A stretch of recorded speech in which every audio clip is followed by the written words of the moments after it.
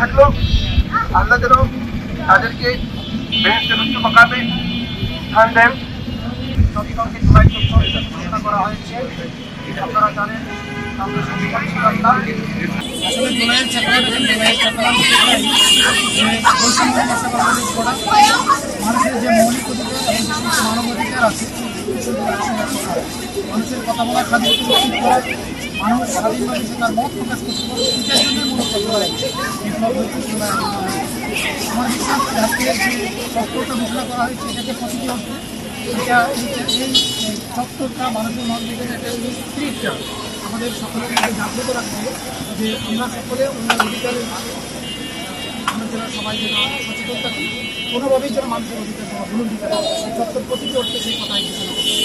সেই জন্য আমি মনে করি এই চত্বরটা আমার এটা আমাদের ইতিহাসের একটা অংশ হয়ে যাচ্ছে।